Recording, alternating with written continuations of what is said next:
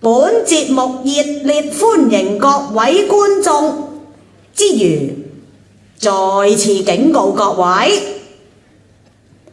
唔好有期望，唔好有要求，最緊要唔好叫回水。以下係英文翻譯。Ladies and gentlemen, if you can understand English, only sorry。各位老細，一派胡言，百嘴莫辯，千夫所指，萬眾期待。黃子華棟篤笑，現在開始。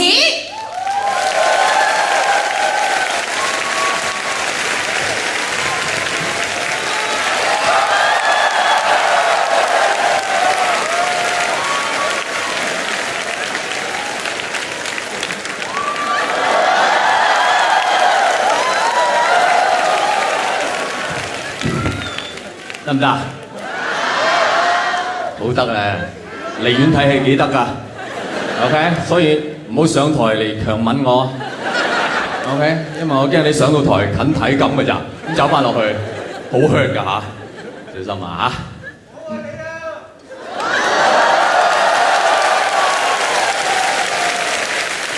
嚇！點解我叫棟篤笑霸王啊？喺我個場館好自由嘅，我哋支持同性戀。Yes, I love you too。仲有咩表示？好歡迎大家嚇！日日都有人嗌我除褲添㗎，你知唔知啊？今日算係好斯文㗎啦。不過通常嗌除褲嗰啲，我有除嘅，淨係要咗我條褲，又係好 hurt 嚇。今日好多朋友嚟係因為今日嘅題目係叫做兒童不宜，係咪啊？下手掌有邊啲人係咁嚟？對唔住，我會令你哋失望，因為今日呢個 show 真係叫做兒童不宜嘅原因，主要因為佢係一個非常學術性嘅 show。今日其實我會同大家討論嘅主題係唔適合兒童嘅，因為係呢個量子嘅力學。講笑啫嚇，係講生物學。今日我會介紹大家認識一條非常危險嘅鏈，呢條鏈叫做食物鏈，喺周生係買唔到啊。OK， 麥當勞有得賣嗱，我諗其實大家都知道咩叫食物鏈㗎啦嚇。我哋呢個地球就係一條食物鏈，所有嘅生物都喺呢條鏈嘅裏面，鏈嘅下層就俾鏈嘅上層食，一層一層咁樣鏈上去嘅食物鏈。咁但係乜嘢食乜嘢咧？係非常複雜，好彩我哋有生物學嘅權威竇秀琪。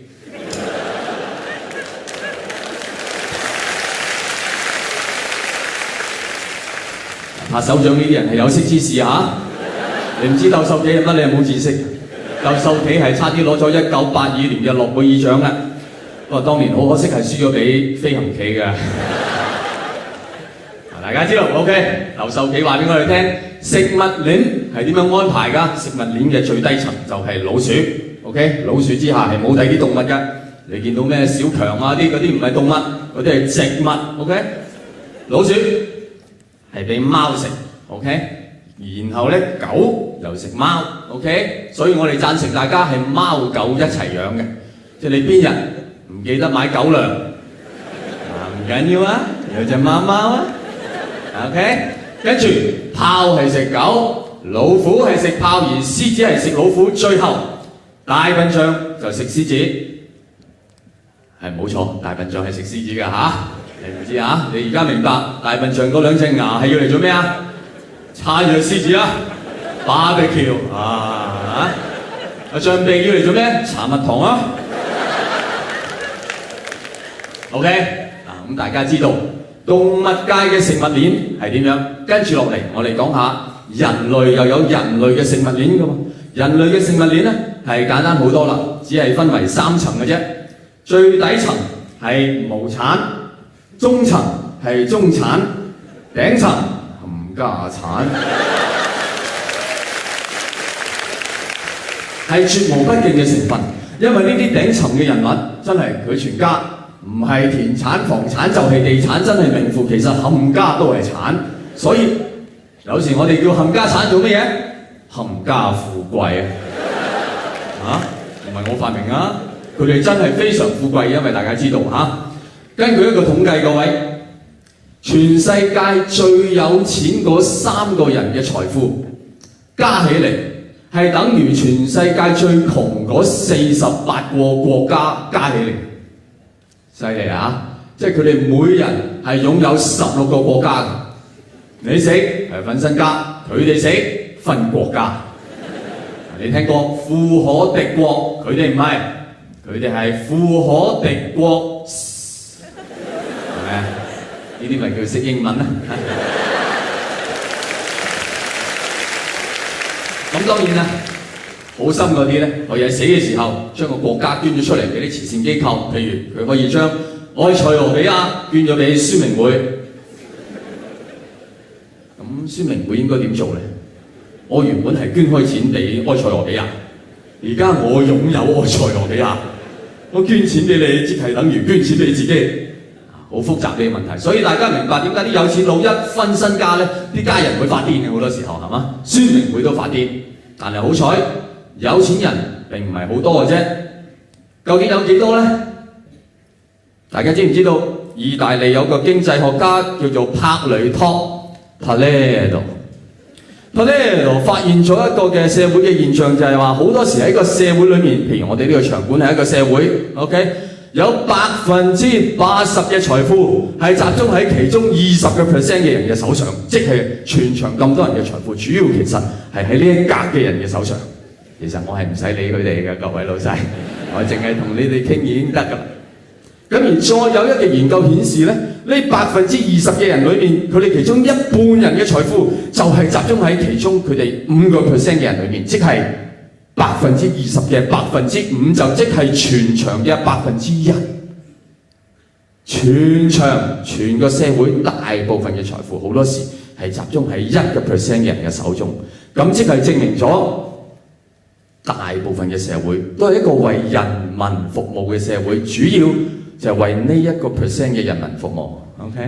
而我哋大部分嘅人都係偉人，甚至比偉人更加偉大，因為偉人係一個人服務好多人，而我哋好多時係好多人服務好少人。你諗下邊個偉大啲？最緊要係邊個得到嘅服務質素好啲？你入去一間按摩院，一個攆100個，有乜人啊？而家你入嚟呢一間，你唔係起雙飛。你唔係起4飛，你起100飛，每3個技師只能夠分配到你1隻手指尾，爽啊！我個朋友阿明就係明白呢個做人就係為咗服務1% 嘅道理。佢唔單止要服務呢1%，佢直情要喺呢1% 裏面揀1個人出嚟為佢服務。佢要為阿成哥服務，李嘉誠先生。我老友阿明為咗服務阿成哥，特登搬去黃埔住。大家知道黃埔係阿成哥嘅，佢好感激阿成哥，佢覺得成哥好關照佢，因為齋口黃埔供樓已經夠佢玩一世啦。佢話：佢而家仲係供緊最平嗰啲啫噃，即係如果佢要供最貴嗰啲咧，佢話淨夠佢玩輪迴幾世添。閻羅王問你點解要俾你投胎啊？我等樓未供完啊！佢要買嘢，佢去百佳，阿成哥嘅 ，OK。佢特別欣賞百佳呢個名，佢認為阿成哥改名改得好好，即係咁大間鋪頭，成千上萬嘅貨物，得100樣嘢係佳，呢啲咪叫謙虛咯。佢要用電話，和記電訊，阿成哥咧，係咪？佢特別欣賞咧，就係因為你喺黃埔住最大好處係咩？你好容易知道邊啲係自己有嘅，即係如果你唔係阿成哥嘅人，你嘅電話係收唔清啊。得半格 ，OK。對阿明嚟講，佢話香港其實就係李嘉誠，係李家嘅城 ，The City of the Lee Family。佢嘅口頭禪就係仲差一個字，仲差一個字，差一個咩嘢字？香港特別行政區 HKSAR Hong Kong Special Administrative Region。講得幾好今日。但係大家想象下呢個 HKSAR， 如果個 H 可以變咗做 L， 就會變成係乜嘢 ？LKS Liaison Administrative Division。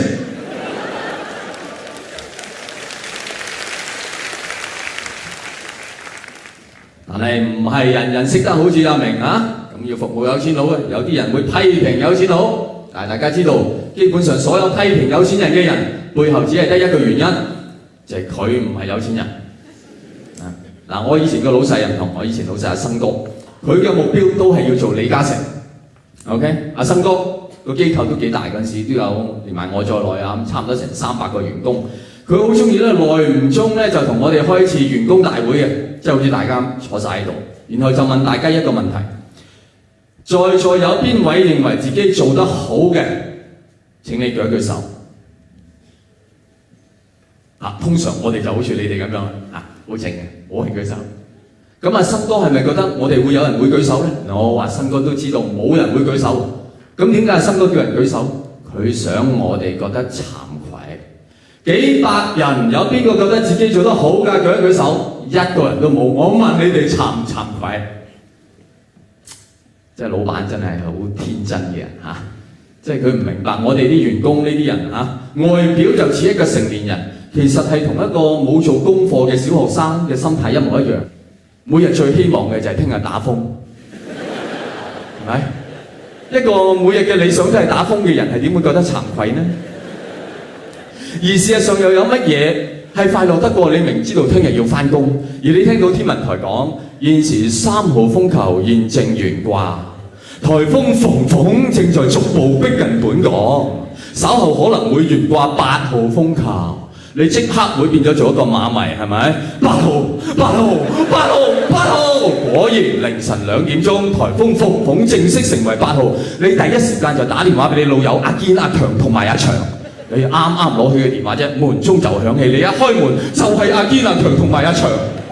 開台，快樂無比嘅快樂係咪？凌晨6點鐘，所有風球除下，就係嗰日。阿生哥問你慚唔慚愧？你覺得真係好鬼慚愧。阿馮馮你應該覺得好慚愧啊！人又打風，你又打風，你打過幾粒鐘？我打邊爐都打得耐過你。你有邊個風球覺得自己打得好嘅？舉一舉手。各位，老闆係真係非常天真。我又試過有一次，阿生哥親自召我入佢辦公室，然後問我一條問題，我唔識答。你試下點答一條咁嘅問題？你老闆問你，你點答？佢話：阿子華，你可唔可以解釋俾我聽，點解你可以做得咁差嘅？你點答？你可唔可以好直接、好老實咁答啊？哦，小意思啫，生哥。其實我係可以做得差好多嘅。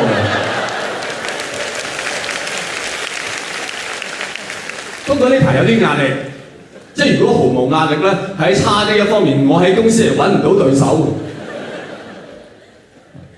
老闆幾時係最可愛啊？發脾氣嘅時候，係咪？老闆會同你講啊，我唔理，呢個世界冇話唔可能，你同我死都死斷佢。有冇同你講過？好幽默，我覺得冇得頂。阿生哥你唔理，咁你唔理，你估我理唔理？你又唔理，我又唔理啫。阿生哥幽默。呢個世界冇話唔可能。嗱，呢句説話我係贊同嘅，各位。呢個世界冇嘢係唔可能，不過喺呢一個薪酬咧就幾唔可能。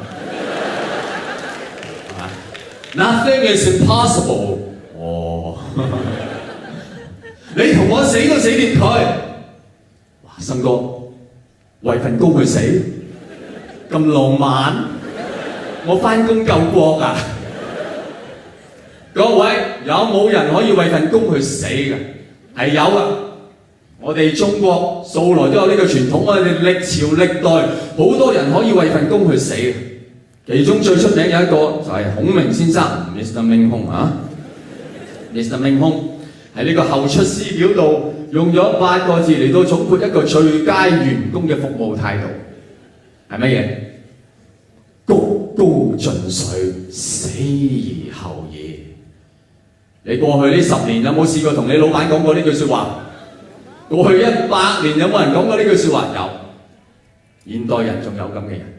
係19唔知幾多年一個早上，一個年青人去見一份工。當時佢就同佢見工嗰個人講：阿金生，我為咗呢份工，我係可以鞠躬盡瘁，死而後已嘅。不過當時我係用英文講，大家都知道啊，真心説話用外語講真心好多嘛。Mr. Kim, I am going to try so hard, I die。唔係，死而後已嘅翻譯 ，I die afterwards。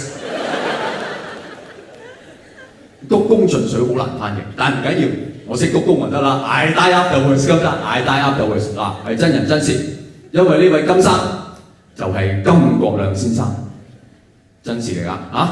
咁當時我同金生講，我可以鞠躬盡瘁，死而後已啊。金生點樣答覆我咧？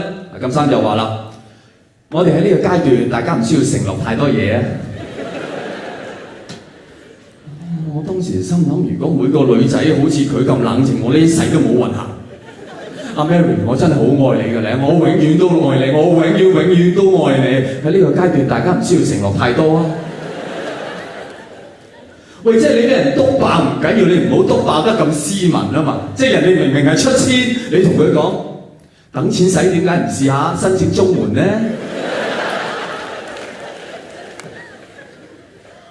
咁結果點啊，各位？結果阿金生係請咗我嘅，Hey I die man。咁所以到今時今日，我都非常感激阿金生，特別係因為我係冇做到嗰份工。大家明白啊！嗰朝我見嗰份工係第一份去見嘅工，我梗係可以鞠下躬盡下瘁啦。晏晝我仲要對多4個人鞠躬盡瘁，我真係份工鞠躬盡瘁就得啫，死而後已俾你睇啊！真係，喂，我哋出嚟打工係咁噶啦，係咪？講乜都得㗎，歡場無真心呢啲嘢係咪先？係嘛？所以好多老闆好多時會投訴啲員工都唔攞個心出嚟，激死人啊！員工又會投訴啲老闆都唔攞嚿金出嚟，使死人，係咪？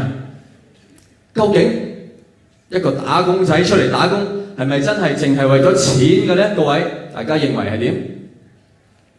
係為咗錢嘅。我中意呢種晦氣答法，係。有冇咁戇居嘅問題啊？阿媽係咪女人啊？係。OK， 係。我再問過一個，應該咁講，即係打工仔係點睇自己應該獲得幾多薪酬嘅咧？越多越好。嗱，我覺得越多越好都簡單咗。嗱，大家諗下啦。阿生哥就問大家咯噃，在座有邊位認為自己做得好嘅？請你舉一舉手。係冇人舉手。如果阿生哥轉一轉個問題係話，在座有邊個認為自己應該加人工嘅？舉一舉手。300個人600隻手。做得好冇人舉手，加人工個個舉手。係啊，我知道我係做得唔係好好啊，但係我更加知道我應該加人工。即係話喺一個員工嘅心目中，工資同表現係應該脫鈎嘅，係咪？冇表現照出糧，有表現出4糧至8糧，越多越好。咁公司會執笠唔緊要，攞賠償。點解會咁啊？各位老闆，你哋明唔明？點解你要出糧俾我？唔係因為我為公司做咗啲乜嘢，而係因為我為咗呢份工，我冇為自己做咗啲乜嘢。你明唔明？唔係因為公司得到啲乜嘢，而係因為我喪失咗啲乜嘢。所以嚴格上嚟講，你每個月底俾我嗰份唔係糧，係賠償。有乜嘢分別？分別就係你出糧俾我，我要多謝你；你會賠償俾我，你要加多聲對唔住。哎呀，陳仔真係對你唔住啦！你又冇咗1個月嘅青春啊！你睇世界盃又睇得唔安樂，翻嚟公司仲要眼瞓。哎呀，真係搞親你啊！真係。阿林伯，你仲陰功，你喺公司做咗一世，咁啊斷送咗一生。但係你唔緊要啊嚇，公司所謂冤有頭債有主，好公道嘅。公司知道你咁樣開咗會，公司決定咗你退休嗰日，公司執笠。咁啊理想啦，係嘛？大家認為冇嘅，冇咁理想嘅事嘅。我認為各位人生裡面有時咧有啲不如意嘅事，主要都因為一個原因嘅啫。個原因就係咩咧？就係我係我呢一套戲嘅主角，明唔明我意思啊？我當然係我呢一套戲嘅主角啦，即係我食嘢係我飽噶嘛，唔會係你飽噶嘛。我又唔會同你講，你唔好再食咯噃，我食咗晏噶咯噃。你咪想食死我啊！你仲食唔會咁噶嘛？我係我呢套戲嘅主角，我踩釘係我痛，雖然我想你痛，但係好多時候點解明明係我踩釘我痛，我嗌兩聲，你會走嚟同我講踩釘係嘛？即係你嗌救命啊？要唔要登報啊？嘩眾取寵。喂，我踩釘我嗌兩聲，你話我嘩眾取寵？你冇搞錯，我係我呢套戲嘅主角嚟，我係主角嚟喎。你邊位啊？你冇大冇細喎。冇錯，你係你呢套戲嘅主角。問題係你呢套戲嘅戲名係叫做《茄喱啡的一生》。我哋嘅問題大家明，我哋係主角，但係好多時候我哋飾演嘅角色係茄喱啡。我係做過茄喱啡，你睇外形係睇唔出啦，當然係咪？但係的而且確我係做過茄喱啡，嗰陣時仲成日俾人鬧添但係唔緊要，俾人鬧得多咧，你會慣到個地步，有時俾人鬧完，我會提醒佢：咦，你好似鬧少咗一個字喎，你好似鬧少咗第5個字冇咗個形容詞大家都知，通常都係嗰啲形容詞㗎啦，係嘛？點解我可以咁樣樣？因為我嗰陣時已經練咗一種嘅本能嘅反應。你講粗口鬧我咧，我好容易將啲粗口嘅音咧轉化為一啲好普通日常用嘅語句。譬如大家都知啦，我哋廣東人最勁就係嗰6個字㗎啦，等等等等等等你知啦。咁我會聽到咩咧？即係我係會直接就將佢轉咗，譬如係請你好好放低咁樣，所以我冇問題㗎。你鬧我，喂，你仲笑？撈咗機㗎啦嘛，你仲笑我請你好好放低 ，OK 放低 ，relax 冇事嗰陣時真係好豁達下。有時諗翻轉頭，真係都幾奇妙啊！我哋廣東人鬧親交都一定扯埋伯母落水，好鬼關照伯母喎。基本上我哋中國人都係咁㗎啦，普通話都係㗎，動不動連媽都，他媽的，你奶奶的。我覺得呢個係充分表現咗我哋中國人嘅智慧嘅，各位。你要諗下，第一個發明呢句嘢嘅人幾唔簡單，點諗出嚟？我認為佢根本係一個智者。當時佢可能俾人鬧緊，俾人你有問題，你有問題，你有問題啊，你有問題，你有問題，你阿媽有問題。你知第一次出現佢唔識嬲啊嘛，佢覺得好愕然。你明明講開我有問題喎，忽然間做咩講我媽有問題？我阿媽冇同我講過呢個問題喎。唉，你之所以有問題，那係由於好多因素千絲萬縷咁組成嘅，而其中最大嘅原因就係你阿媽，因為冇你阿媽就冇你呢個問題啦。所以你唔係問題，連媽都係問題。原來我唔係問題，我阿媽至係問題。哎呀，咁難道你阿媽又冇阿媽咩？所以你阿媽唔係問題，他媽都係問題。咁但係難道你阿媽嘅阿媽又冇阿媽咩？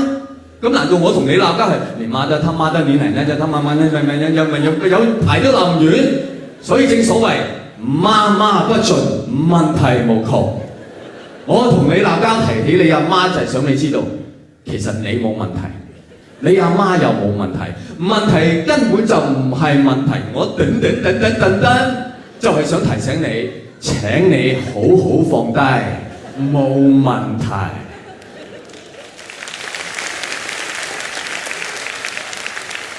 真真係好豁達當時嚇，好快樂嘅。其實做茄喱啡有時俾人鬧完兩句粗口，修養又好咗。但係大家都知道，快樂嘅時光總係過得特別快嘅。咁啊，由於我嘅才華咧，我好快就冇得做茄喱啡啦。當然主要由於我俊朗嘅外形啦。收到。我好快就可以喺啲2、3線嘅戲裏面做啲3、4線嘅角色。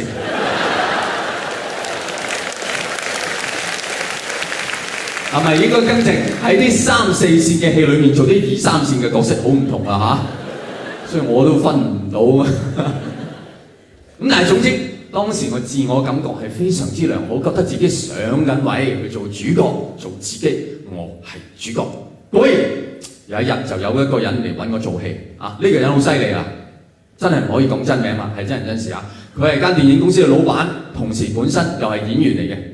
咁佢叫我去佢公司同我傾下。佢話：我要做個角色係點嘅？佢話：嗱，阿子華，你要做個角色好簡單啊，亦都幾複雜，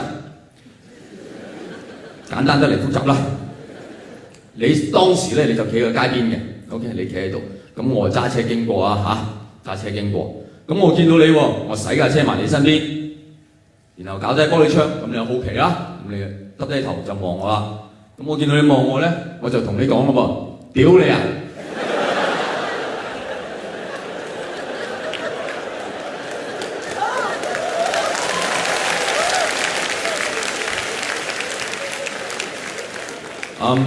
然後跟住咧我就揸車走咗啦。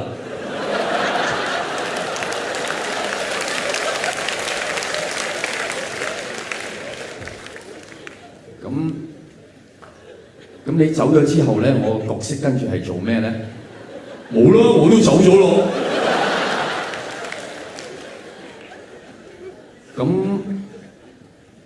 咁我做嘅角色就係嚟俾你要嘅嘢。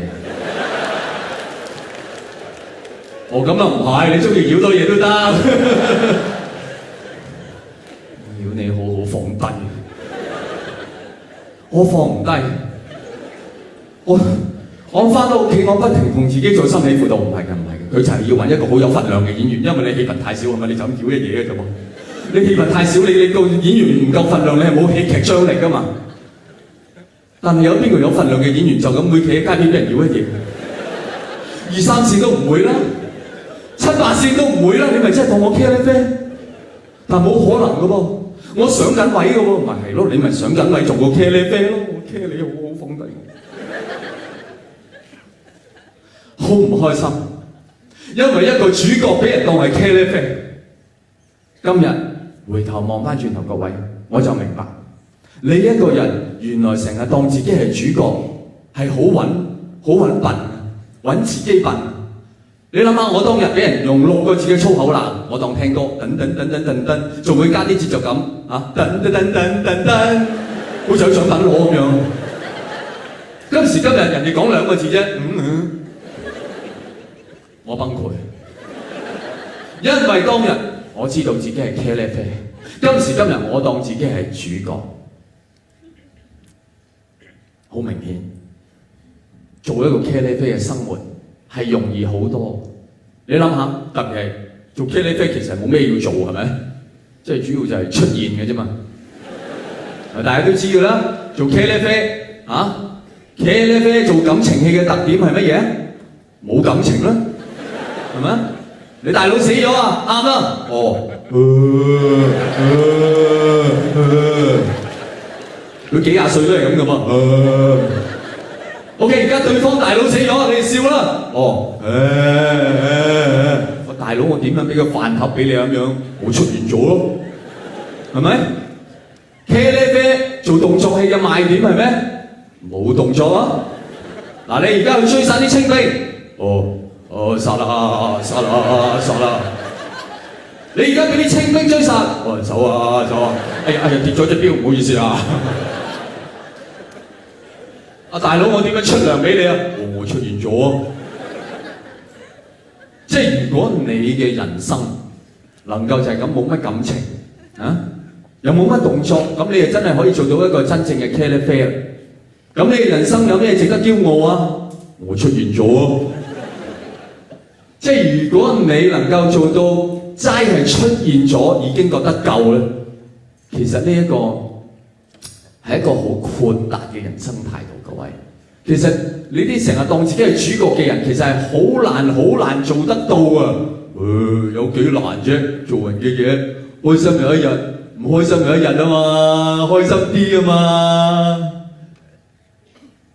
開心有一日，唔開心有一日，咁即係呢日唔係好重要啦。咁點解要開心啲咧？呢句説話嘅邏輯係點講都通噶嘛。開心有一日，唔開心有一日，咪唔開心咯。OK 噶噃，係嘛？埋單有一日，唔埋單有一日，咪唔埋單咯。拉鏈有一日，唔拉鏈有一日，咪唔拉鏈咯。你明㗎啦，做人啊，忍一時風平浪靜，退一步海闊天空啊。忍一時風平浪靜，忍1個小時就夠啦，忍多個小時都唔使。係㗎，如果你喺忍嘅呢個小時裏面，即刻買張機票飛去巴拉圭，佢就喺南美洲嘅中間，你係望唔到海嘅。我包你風平浪靜，忍一時風平浪靜，忍一世就風平浪靜，退一步海闊天空。退一步就夠，退多步都唔使遇到咁問。係，海嘯唔使驚啦。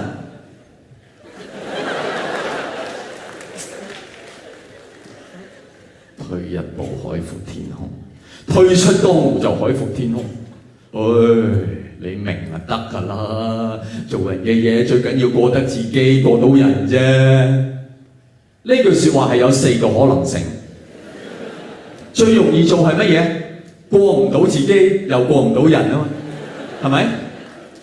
難做啲係咩？過到自己，過唔到人，又或者過到人，過唔到自己。最難做就係又要過到自己，又要過到人。你又講到好似好鬼容易咁樣。冇嬲，船到橋頭自然直啦。呢句説話係講緊乜鬼嘢？隻船原本係攣㗎，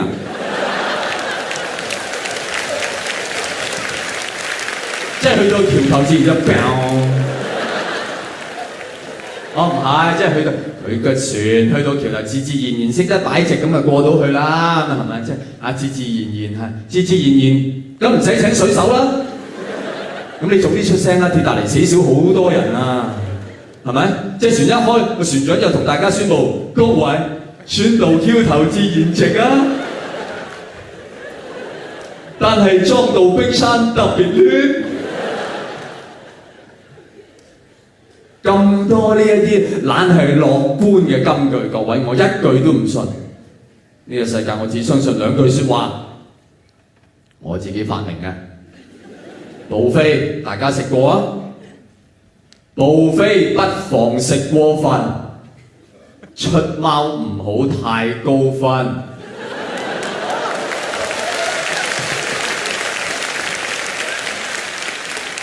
係咪好有道理咧？總之，你食嘢就要洗手，做人就要小心。你一個成日當自己係主角嘅人，你好緊張，你放唔低自我，你就成日會就係咁呢樣記住，嗰樣記住，好小心洗手，好攰。所以我成日提議大家去睇下嗰套經典嘅恐怖片《驅魔人》。有邊個睇到呢套片嘅？拍手。呢啲朋友咧係好豁達嘅人嚟㗎，因為驅魔人係講咩啊？驅魔人係講一個少女被鬼上身，冇咗個自我，好 free 㗎。佢中意咬就咬，咬到5顏6色㗎，佢成條彩虹扭出嚟。佢中意鬧你就鬧你，佢唔使俾面你。講粗口鬧你又得，中意用唔同嘅語言鬧你又得。佢自己得閒無事喺間房好無聊，唔緊要，佢360度擰下個頭，哇，唔使去迪士尼啊！你想象下，各位朋友，你想象下，如果每日你嘅鬧鐘一響，你就鬼上身，你嘅人生會幾快樂？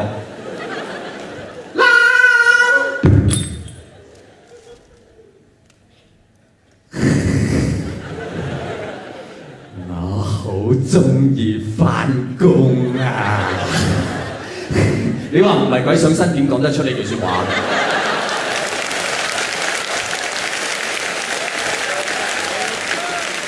我嗰陣時返工嘅時候，嗰陣時就有個同事每朝都一朝早就聽佢講㗎啦，喺自己個位度，好嘢，又開始新嘅一天嘅工作。我每次都想用聖水淋佢。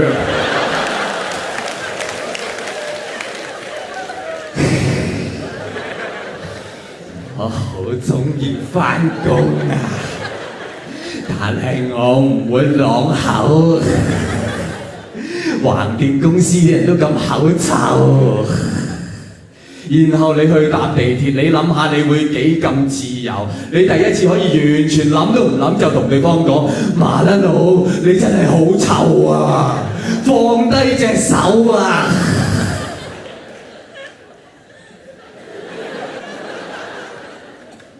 黐線！有錢搭直升機返工啊辦！搭地鐵係咁噶啦，你真係好臭啊麻甩！又未到站，你走去邊啫麻甩佬？你走得去邊啊？搭地鐵係咁噶啦。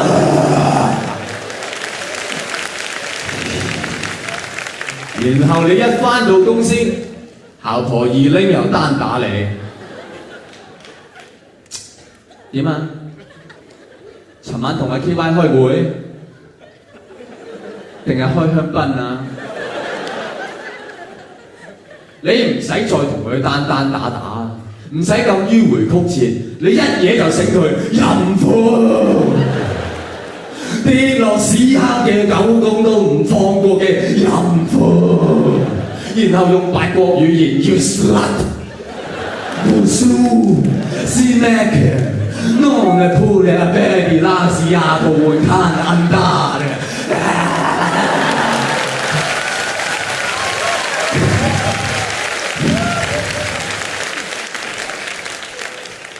然後晏晝你又要去見客，個客又同你講：我諗個 project 呢一部分咧，都係改一改好啊！不如由頭改過啦。又改，唔好啊！唔好啊！一路轉到你啱啱收工，你先至醒返。早晨啊，各位去邊度 Happy Hour？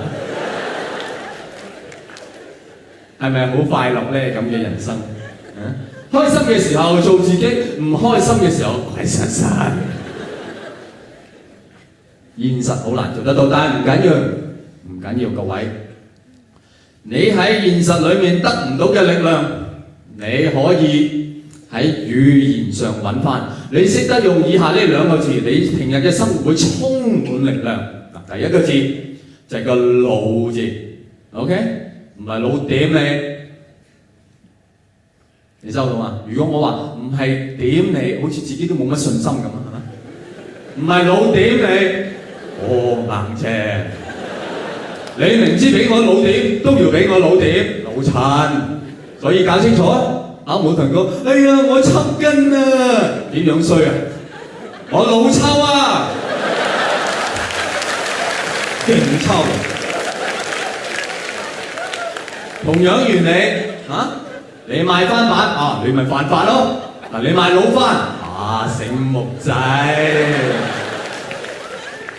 當然有時你會唔明白點解一個好年輕嘅女仔係會叫做老處，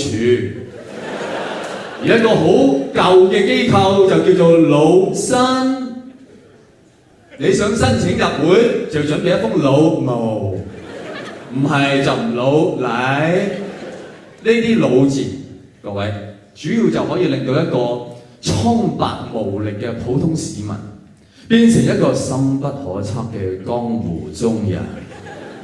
你諗下，如果你朋友問你：喂，今晚食完飯有咩做啊？你會點答？有咩做啊？咪消化下，有咩做？消化完咪睇下電視咁瞓覺嘅。當然你可能係冇咁樣衰嘅嚇。但係你會識得好多朋友㗎咁樣 ，OK？ 但係如果你識得用一個老字，各位朋友問你食完飯咩做啊？你點得？老燒咯，消化。跟住咪戒下腦電咯，睇電視戒佢。跟住咪腦電咯，點床。冇運行咪起身索個老牛啦，飲牛奶。跟住咪翻去老隻咯，點完床點隻。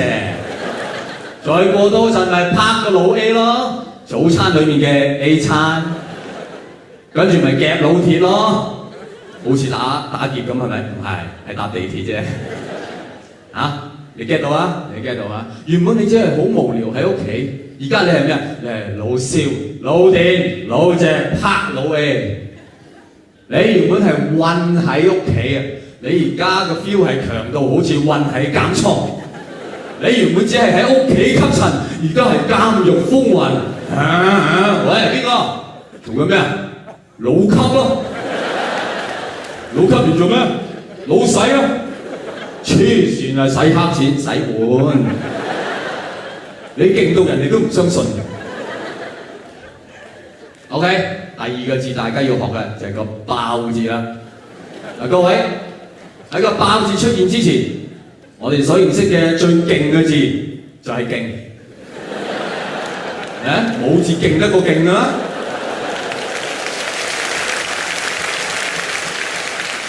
要勁過勁就要打返嚟，哇！佢勁啊，係咪？而家唔係啦，而家我哋唔係話人勁，我哋話佢好爆，係咪？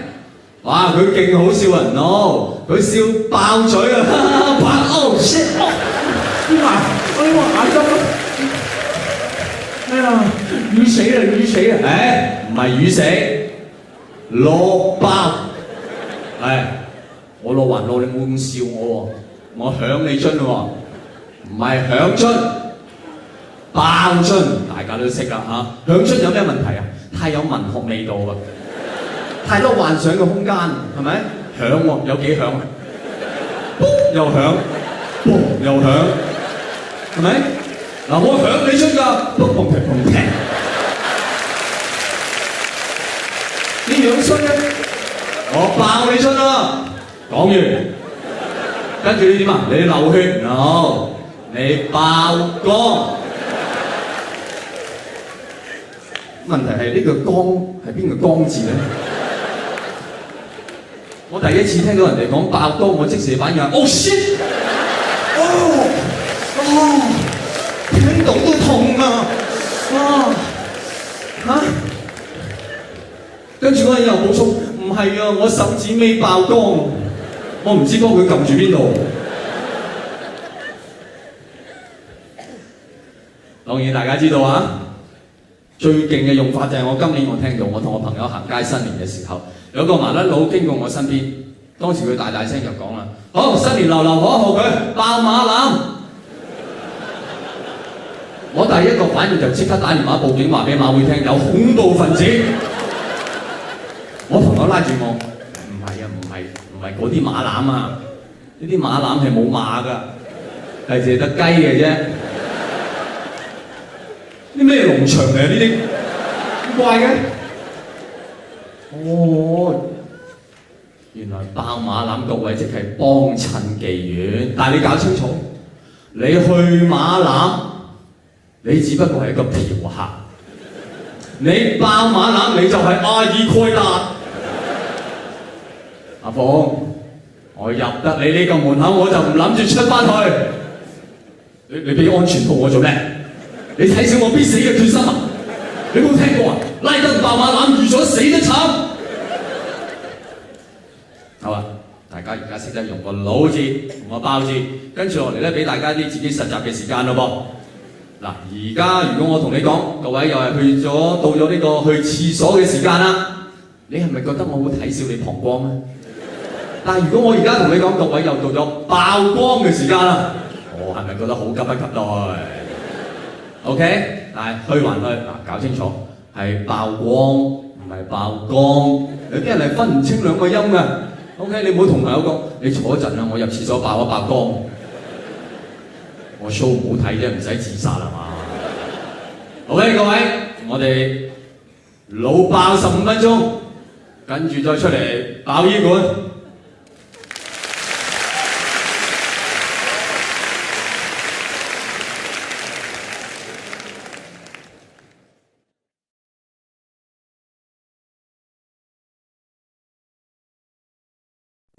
Ladies and gentlemen， 萬眾期待，千夫所指，百嘴莫辯，一派胡言，黃子華棟篤笑，又再開始。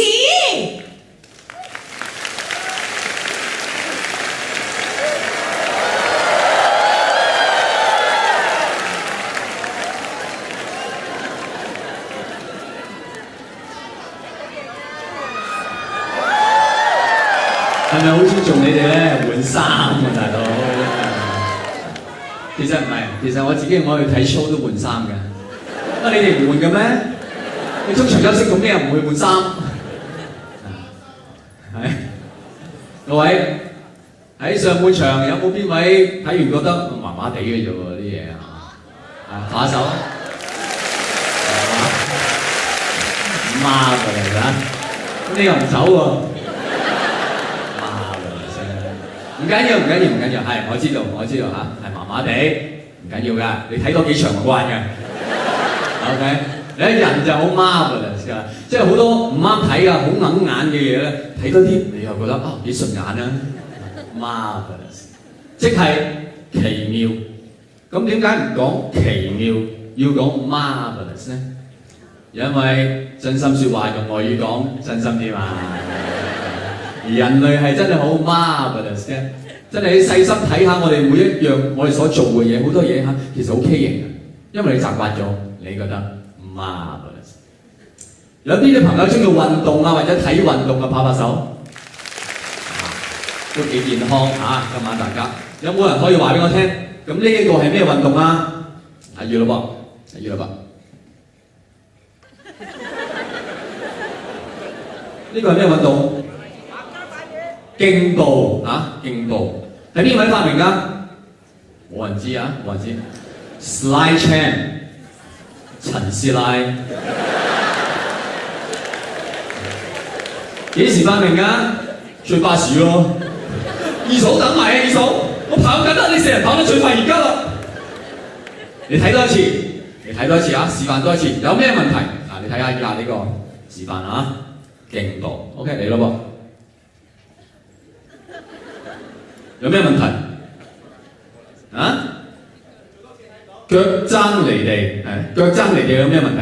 腳踭離地咪太快咯。腳踭離地即係跑，喂，競步嘅精神就係我知道你可以快，但係我唔俾你快。我知道你識跑，但係我唔俾你跑。咁點解要競步咧？點解唔競爬咧？咩淨蛇咁競躝咧？哦，犯規。心口離地，又有冇人可以話俾我聽？壁球係邊個發明嘅？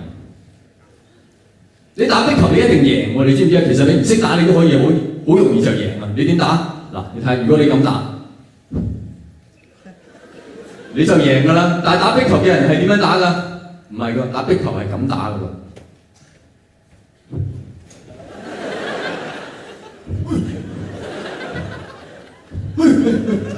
做乜鬼嘢？打壁球嘅精神就係唔係你去打個球，係唔好阻住人哋打個球。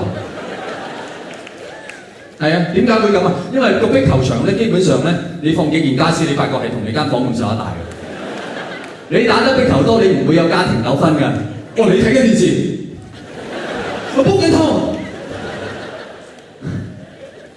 但係正等於每一個住公屋嘅人，佢嘅理想就係住豪宅。同樣，每一個打壁球嘅人嘅理想就係打網球。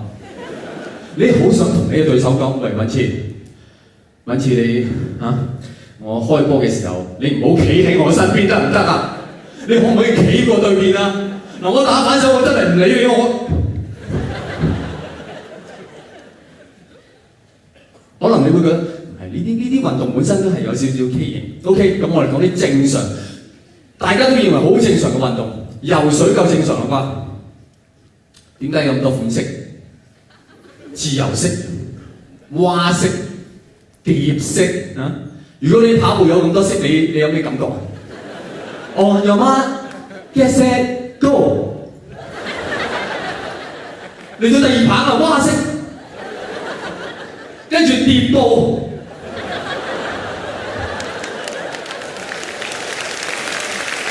我係真係識游蝶式㗎，各位，我受過專業訓練。蝶式係全世界一種好曖昧嘅泳式，你睇清楚啊！如果你水底睇蝶式係點游，係咁。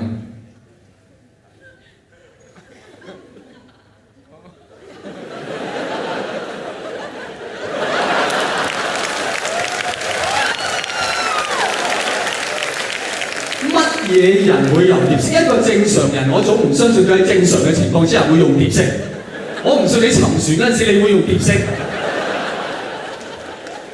哇！瑪麗沉船唔使驚，我哋游過對面啊！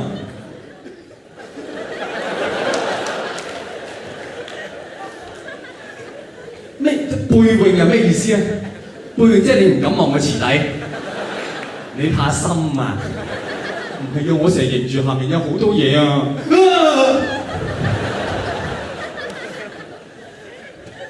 媽啊！我真係覺得，因為而家奧運啊，奧運項目頭先嗰幾樣都係奧運項目，而家仲有一個新增嘅奧運項目叫做咩咧？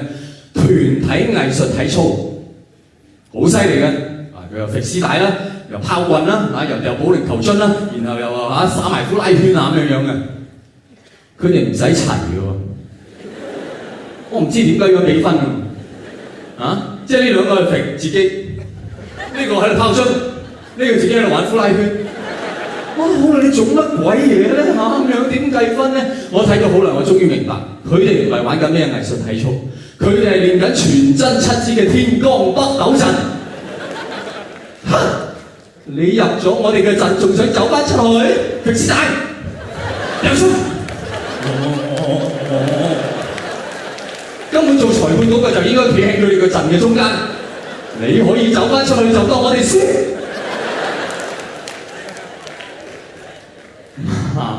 各位，我真係唔明，好多好畸形嘅嘢，我哋覺得好正常。有啲我覺得好正常嘅嘢，啲人又話佢係畸形嚇，唔俾人用類固醇，話係禁藥，話係唔公平。各位。要一個城市人同一個非洲人一齊跑馬拉松，你話公唔公平啊？個非洲人去一次71已經12公里半個馬拉松，你仲要啱望出場，你去開71幫我去呼嚕買盒叉燒飯添，咁係一個馬拉松咯佢。阿望出場仲要嚟到71，哦 shit 唔記得帶錢，兩個馬拉松。你要一個城市人同一個非洲人跑係公平嘅説話，佢就齋跑，我哋就打類固醇，再每人津貼300蚊搭的士。marvelous！ 當然，如果你講運動裏面最 marvelous， 我認為就係足球啊！今年世界盃全球為之瘋狂，有一個月唔翻工，有一個月瞌眼瞓啊，同佢死過。在座有邊位係冇睇過今年世界盃嘅拍手？呢班 K 啊，呢班係，呢班基本上係社會邊緣人啊，作奸犯科啊，呢啲都係啊。喂，大佬，足球啲咁好睇你都唔睇嘅？喂，足球咁刺激，點解刺激嘅足球？各位，足球係因為佢上半場45分鐘，中間休息15分鐘，然後下半場再有45分鐘啊。跟住佢加時30分鐘，跟住佢可以一球都唔入。我成日睇下足球，我以為我睇緊乒乓球，呢邊嗰邊呢邊嗰邊冇波入嘅喎。啊係喎，乒乓球係冇波入嘅喎。足球點解咁好睇？就係因為佢可能會好難睇啊，所以你好期望佢下一場會好好睇睇。點知佢下一場又好難睇，於是你更加期望佢下一場會好好睇，你直情飛去現場去睇，果然結局就係杜琪峰電影0-0以和為貴。然後仲有啲叫手勢嘅球隊，你有冇聽過啊？即係一味靠手嘅。喂，你一味靠手嘅，你唔使請足球員啦，你請啲雙撲手咪得。你請11個雙撲手，一開波一齊行去龍門口，硬爆啦！仲有咩波啊？啊！上杯場，跑杯場，加時咧係12碼。所以世界上最偉大嘅球員就係施丹。點解咧？因為施丹都知道其實我悶咗啲球迷一世嘅。而家嚟到最後呢10分鐘，我有權悶埋佢哋，跟住我都退休啦。或者我有權犧牲我自己，真真正正讓球迷亢奮一次。跟住你哋就知道搞足球嘅人係全世界最有智慧嘅人。話史丹你咁樣做點得？我哋要懲罰你，你退休，我罰你停賽3場。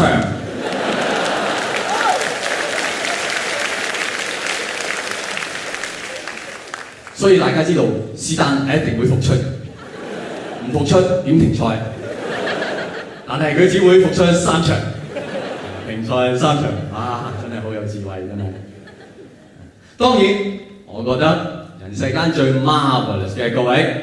當然係男女之間嘅關係啦，因為大家都知道㗎，男士係自古以來最大嘅嗜好就係講大話啦。我哋每日都培養，會喺呢方面都擺好多時間。而女士就自古以來係攞隻牌講大話。乜嘢叫做化妝？化妝就係你個樣講大話。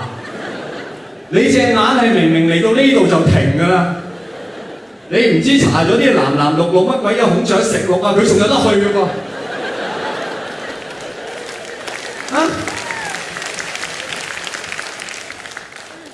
你個鼻喺正面睇咧就有一個正常嘅鼻，喺側邊睇你唔見咗嘅噃，你塊面好開揚嘅喎，冇遮擋喎，正面睇翻喺呢度突咗出嚟，咁睇又冇，咁睇又有，你塊面令到我思覺失調啊！各位女士，你哋明唔明乜嘢叫做化妝嘅？最緊要係咩叫化妝？化妝就係你落咗妝，我仲認得你就叫做化妝；你落咗妝，我唔認得你，嗰啲叫做喬裝。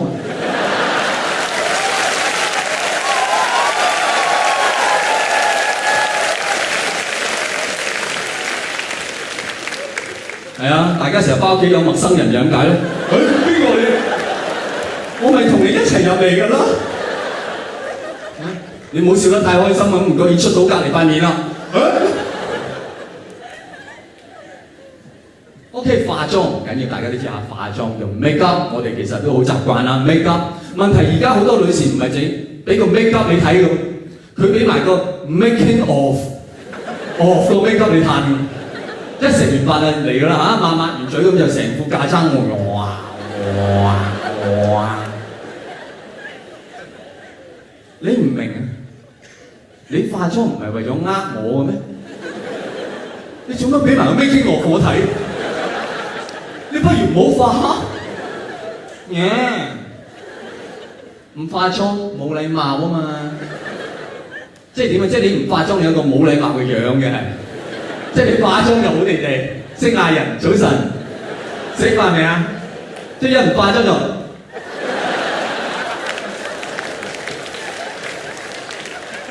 咩啊？講咩啊？你親人大晒啊？唔好搞我啊！我冇化妝啊！我自己唔敢面對自己啦。冇禮貌嘅樣嘅。各位，我認為真正冇禮貌係咩咧？文微啊，真係冇禮貌。文微咧咩意思？文微你真係侮辱我嘅視覺功能啊！即係我係睇唔到嘅，我係分唔出嘅。幾好嘅噃，你條眉冇毛嘅嗬？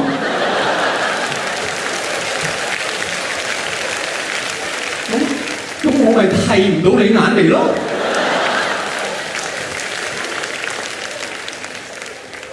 根本紋眉係應該叫做禪眉，有一條冇毛嘅眉，你話幾禪咧？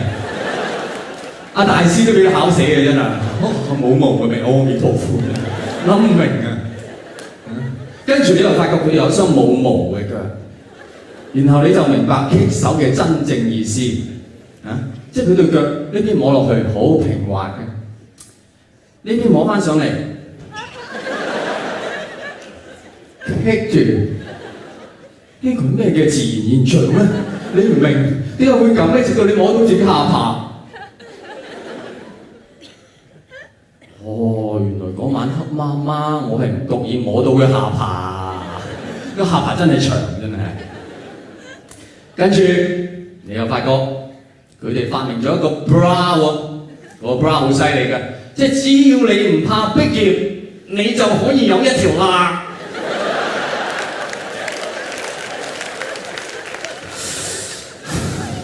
係，咁出嚟行，跟住有條罅防下身係嘛？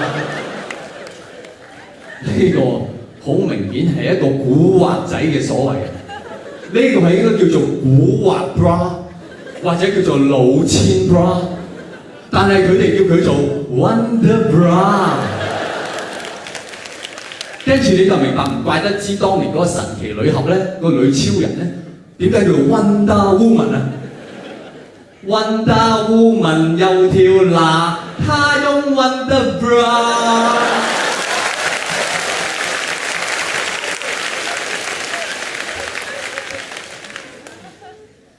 然後跟住佢哋會整形、整容。咁呢個算唔算係講大話咧？大家認為？嗱，整形整容啊，即係換零件咧。換零件就即係唔係原廠㗎啦，係咪先？咁但係有些少爭議性，我認為呢樣嘢嗱，各位，因為通常咧點為之講大話咧？即係你買部車俾我啊，你部明明係法拉利，但係你換晒啲土都打康打零件賣俾我，咁講大話啦。但係通常又唔係喎，通常佢哋係佢原本就係康打、Toyota、Isuzu、Hyundai， 就整個法拉利嘅車頭燈，林寶堅尼嘅尾翼，啊，保時捷嘅大包圍。咁又好似 OK 喎，好似又唔係好算係講大話喎，所以我係認為換零件嗰位係唔算講大話嘅，即係如果嗰位女士係表明嘅保養期，佢有冇可能話個保養期俾你聽咧？冇可能，你同佢唔係好熟，你連佢有冇補過牙你都唔會知道。我衰過成日有冇補過牙都有㗎。但係問題係，你一旦同佢太熟，就一切都太遲啦。阿姐啊，你用我啲鬚刨啊剃都唔緊要，即係你可唔可以淨係要嚟剃腳毛咧？乜所謂啫？乜分別啫？又話人哋棘手，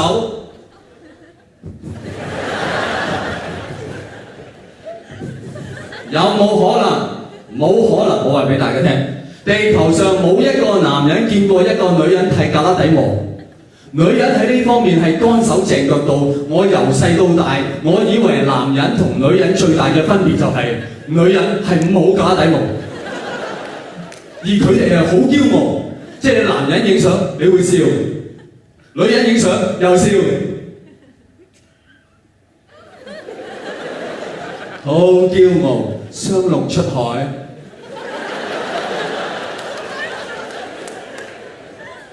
然後我最近先發覺，原來佢哋唔係剃胳肋底毛，而佢哋係有種器材係掹胳肋底毛嘅，即係所以女人做間諜係最厲害，佢唔怕逼宮㗎，佢呢樣都頂得住，你燒到佢都唔驚嘅。你開始明白點解咁驕傲啦？我唔怕痛嘅，我咪超人咯。然後各位講埋咁多啲大話嘅後果係乜嘢？個後果就係有一日你唔覺意行過沖涼房，你講好笑，乜你胳肋底有毛啊？做乜你胳肋底有毛？你條眉又冇毛啊？然後我喺櫃桶揾到話你換咗零件，然後未俾錢，你係咪地球人嚟㗎？各位呢啲咧都只不過係外表嘅大話，我覺得其實係好小事。最嚴重嘅係佢哋講咧內在嘅大話。即係你啱識一個女仔咧，有陣時會發覺佢基本上好健康，傷風咳都冇。但係你識耐咗，你會發覺佢成日頭暈身痛啦，呢度熱啊，嗰度痛啊，呢啲都唔緊要，最緊要係佢病得好神秘。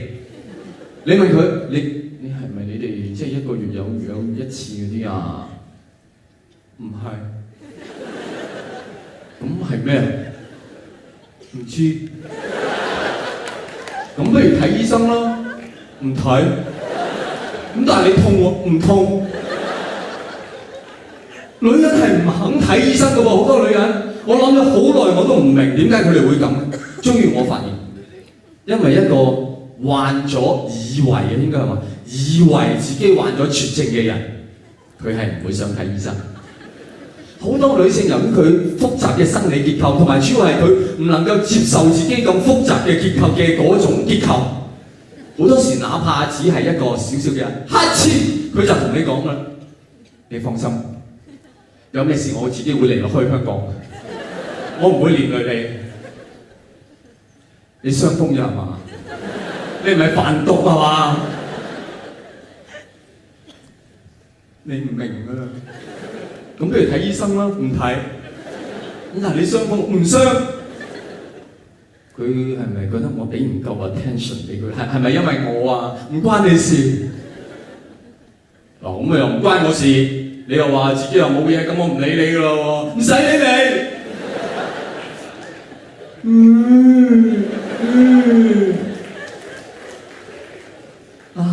Marvelous， 真係夢一般嘅女子。係啊，佢哋真係發好多夢啊，而佢嘅夢係同你啲夢完全唔同，佢啲夢係好逼真嘅。依時萬七彩，杜比音響最緊要，係佢哋有味道嗰啲夢，佢哋係聞到嘢㗎，呢啲好憎啊，因為佢哋有一半嘅夢係夢到你對佢唔好。我仲記得啊，你喺個夢裏面鬧我嗰陣時，你係有口臭㗎。而佢另外一半嘅夢係夢到你對佢好好，你仲憎。因為佢醒翻會同你講，醒翻之後見到你，我情願翻去發夢。咁你可能翻去發夢又夢到我對你唔好咧，使乜翻去發夢啊？你而家咪對我唔好咯？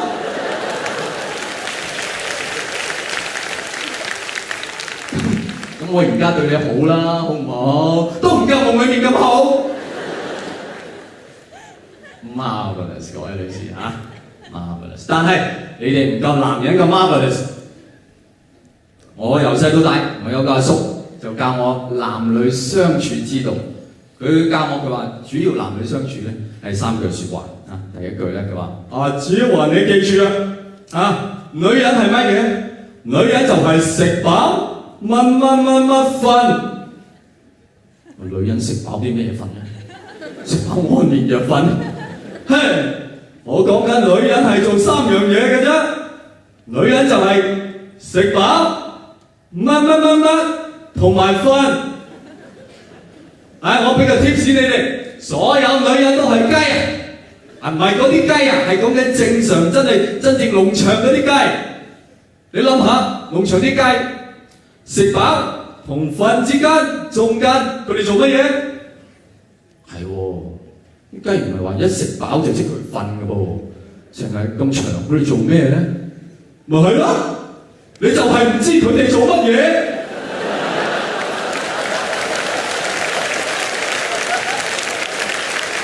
女人就係食飽瞓，好危險啊！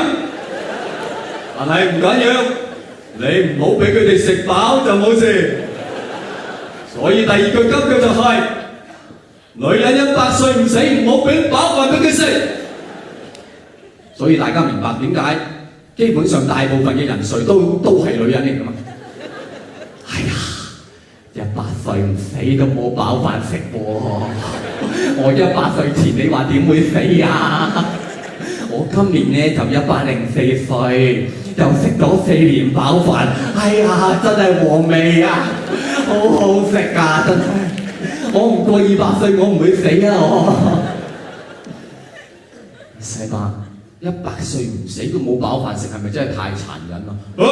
咁佢一死咪即刻大排筵席啊！都死咗啦，係嘛？咁點食啊，細伯？我唔係為佢啊，我為我自己啊！嗱，男人最高嘅境界就係第三句，發達升官死老婆。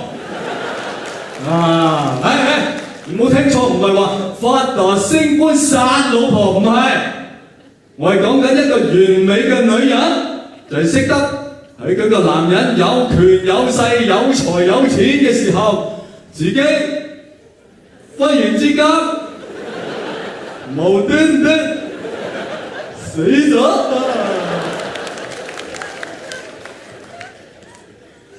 細伯，咁係咪真係太殘忍啦？發達升官死老婆，嘿，你懵啊你！我話你聽乜嘢叫佢真正嘅殘忍？真正嘅殘忍就係發達升官陪老婆。哎呀，老哥，好耐你終於發達，有時間翻嚟陪我睇大長今啦！我發達為咗翻嚟陪你睇大長今咩？我發達係為咗可以捉下大長今嚟陪我啊嘛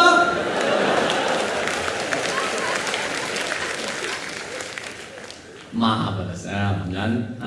我呢位阿叔未死嘅，邊位女士有興趣介紹你識？最緊要係佢呢種精神仲未死。但係而家新嘅一代咧，新嘅一代嘅男士好啲啊！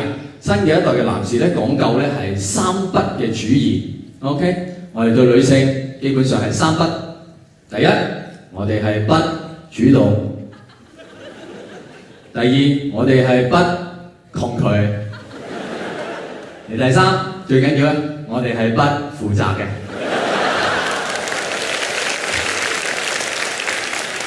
不主動、不抗拒、不負責，成唔成立呢？問題係嗱，不主動，咁你不主動，咁即係要對方主動啦。嗱，我唔知在座嘅男士你哋點樣，我係叫做咗咁多年人啦，家陣係叫做埋明星啦，係咪先？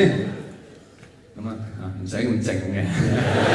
OK， 你話明星？喺邊度 ？OK， 真係冷漠到咧，真係。OK， 準確啲。得太遲啦！啲童年陰影咪咁嚟咯。我知啊，係4個字啦。總之今時今日我能夠達到係好熟口面，係咪？我接受到，冇所謂啊。OK， 係啦。總之我做咗咁多年，好熟口面啦。而家講真，我都從來未試過話我唔使主動，有個女仔好主動，直接同我講我中意你，從來冇。最接近嗰個係點？都係即係有時喺街邊都會有啲女仔走上嚟，我阿媽好中意你。我姨婆好中意你，開燈，你嗌多次啊！開唔開燈啊？你夠唔夠嗌多次？啊！開燈冇咗啦，熄燈就做咩都得啦，係嘛？開燈唔見咗，佢走開唔睇到下半場會快啲俾佢發現死啊！吊住我尾啊，強吻我啊！通常都係咁啦，大家都見到啦，實例證明真陰公。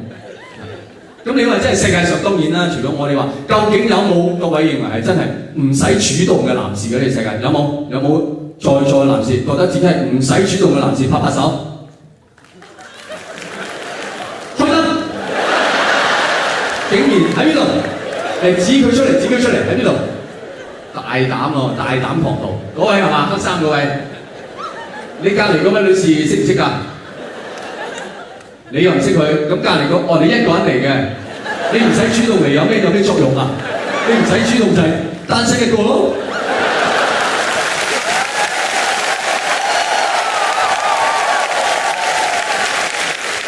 我從不主動嘅，所以好寂寞。但係有能夠不主動嘅男士嘅各位。我老友阿傑有一個不主動嘅人，你每次同佢過一次馬路咧，佢會話俾你聽，對面有個女仔想向我求婚，唔好嚇過條馬路嘅啫。啊，睇到嘛嗰度，係咁望住我啊，係咁望，係咁咁啤，搭堂搭到佢啊！唉，而家唔敢望啊，而家耷低頭啊，點解啊？點解？佢只望到眼，你細放唔低啊！你望我嗰邊啊，嗰邊係咩啊？教堂啊！噔，即係成個婚紗樣出晒嚟啊！係有不主動嘅男士，各位就係嗰啲自己主動咗都以為自己冇主動嘅。我老友就係啦。OK， 我當你能夠不主動啦。OK， 而家係嗰個咩？林志玲對你好主動啦，好未啊？咁你點啊？不抗拒咯，係咪？不抗拒即係咩意思啊？各位，不抗拒即係你接受，但係好唔緊咯，啊，好瀟灑。老蕭，我話俾大家聽，男人只係能夠對一個女人咁老蕭，就係佢阿媽。阿媽問你：阿仔飲唔飲湯啊？是但。你識我第一日我已經係咁啦。哎呀，睇熱啦，啲湯熱啦，唔飲啦。係咪？即係如果而家調翻轉係林志玲問你，不如今晚嚟我屋企好唔好啊？你係咪喎？是但。但係我屋企好熱㗎噃，熱啊，唔嚟啦！你有冇咁老蕭啊？你係會講是但，你唔單止講一次是但添嚇。林志玲打電話喺台灣打俾你嘅，哦，知你，哦，得你執，好啊，是但，你呢頭放低個電話，你嗰頭攞翻起啦。旅行社話即刻幫我 book 張機票去台灣。咩旅行公司啊？咩台灣公司？咩航空公司？是但啦。咩價錢是但啦？咩出口位走廊位啫是但啦。你直情係興奮到呢頭，你放翻低個電話，你先醒起，我咪就喺台灣咯。你買咗張機票由台灣飛去台灣，你都亢奮到你唔理啦，你直接衝上去林志玲屋企，林志玲咧就喺門口等緊你。哎呦哦，真的哦，對不起呢哦，就是呢哦。我的那個冷氣啊，它就壞掉咯，就是今天不行咯啊，不如改天啦。你有三個選擇 ：A 回頭就走 ，B 破口大罵 ，C 你忽然識得整冷氣。你會揀邊個？我由隔離街搭飛機過嚟㗎，你話俾我聽你冷氣機壞咗，叫我走。你話我聽你個核子反應堆壞咗，我都識得整㗎。啊，這裡有沒有十八拿？啊，沒問題，十八拿行啦，這個核子反應堆它自己有反應㗎啦。最主要我有反應啊！不主動不抗拒係不成立。各位，男人唔係不主動，係成日都蠢蠢欲動，唔係不抗拒，係不能抗拒。我哋唯一比較可以做得到就係不負責。不過新一代嘅男士又好少少，新一代嘅男士講究係南美嘅精神，因為根據統計，大家知唔知道全世界最快樂嘅男人？就係喺南美洲嘅哥倫比亞嘅男人，係啊，佢哋講到明，佢哋能夠咁快樂，因為有三個秘訣：第一係獨身，第二多性伴侶，第三夠瞓。好難做得到喎，其實你啊，你三樣同時嗰度幾難嘅。OK， 男人最怕女人就係乜嘢？食飽乜瞓。佢自己最中意就係獨身多性伴侶瞓，所以好多女士你而家完全明晒應該嚇點解呢個男人近來好似唔係幾開心啊？我唔夠瞓咯。最慘係你，佢近來好似好鬼開心喎，點解啊？夠瞓啦！真係唔簡單嘅各位，即係男人同女人點樣能夠走得埋一齊咧？我認為係好 marvelous 嘅。而更加 marvelous 係當佢哋分手嘅時候，因為好多時候一到咗分手，你就會發現對方唔係要死俾你睇，就係想你死俾佢睇。呢個時候你就明白所謂談情説愛，好多時候同綁票勒索根本係冇分別嘅。即係你能夠乖乖地留翻喺度，咪冇事咯。你做乜要逼我啫？我都唔想啦。所以各位，我最欣賞嗰首情歌，就係嗰首叫做童話嘅情歌，因為愛情好多時候真係童話嚟嘅。你有冇人士係未聽過童話呢首歌㗎？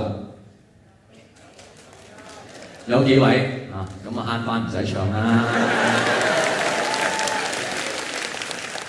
真係咁多人都聽過，聽過嘅又拍拍手。你哋真係令我嘅邏輯，我以為自己我係好有邏輯腦筋嘅。聽過嘅大約有48人，冇聽過有12人，其他剩咗2000幾人係做咩咧？係得聽過同唔聽過嘅啫。我係介乎聽與冇聽過之間。乜嘢 ？Marvelous。OK， 好，我為大家獻唱呢首各位童話。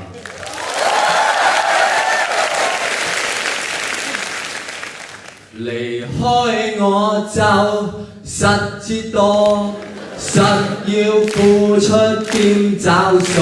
難道我肯祝福恨你再上路？如若你敢衝出房門離去，你應該禱告，我會膊頭再插你後腦。你沖涼，我放毒泡。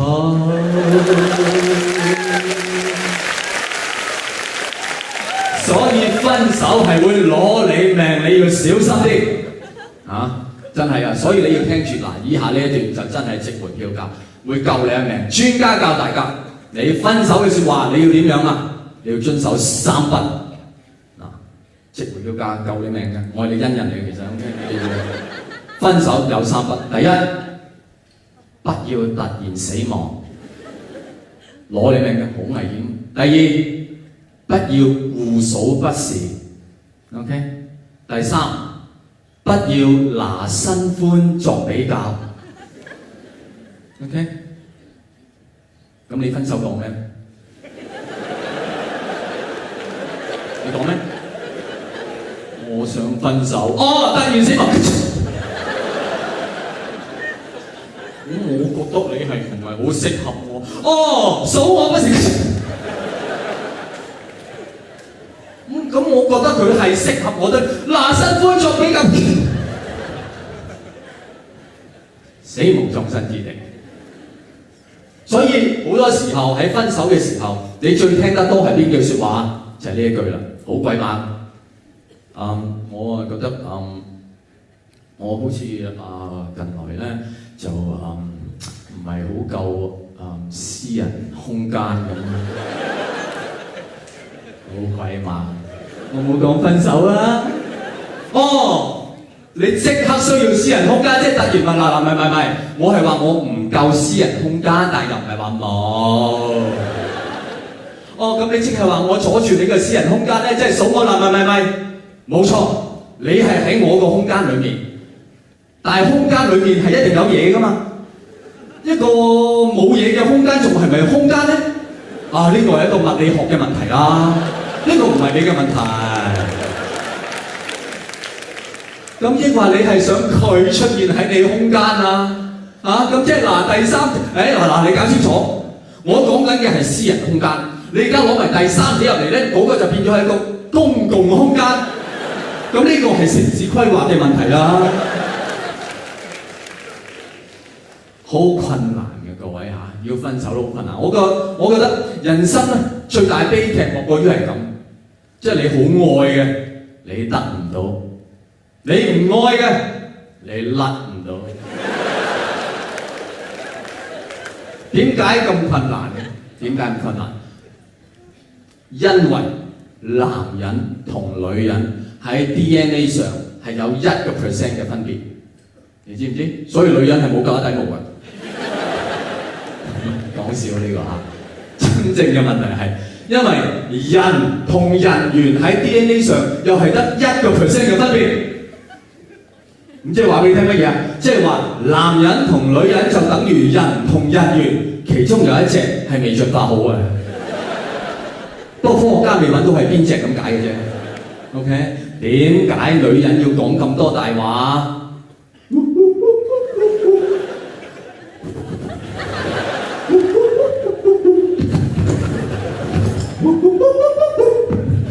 係啊，根本女人可能係背脊都有毛㗎，佢剃嗰陣時我哋睇唔到啫嘛，係咪先？唔係喎，男人好似係獸性好多喎。乜嘢叫獸性？即係佢話變就變，你估佢唔到。有乜嘢行為比以下呢一個係更加估佢唔到嘅？咩咩？我愛你，我愛你，我愛你，我愛你，我愛你，我愛你。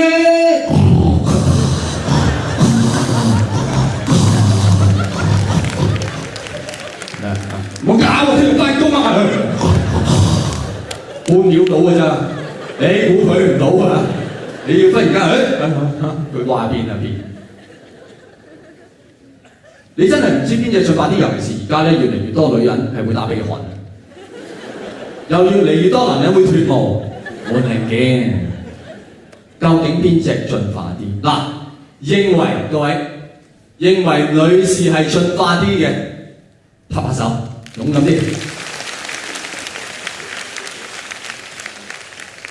係冇一個男人會拍手。呢個就正正合乎咗我哋呢個時代嘅指導思想，即係乜嘢？就係陰謀論。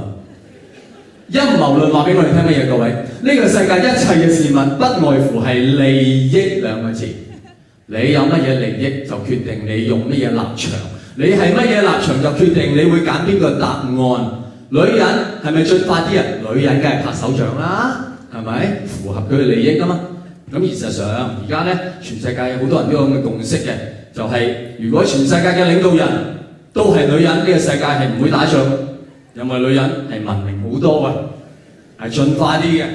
你唯一需要小心就係佢哋開8個高峰會議嘅時候，唔好一齊月經到嘅啫。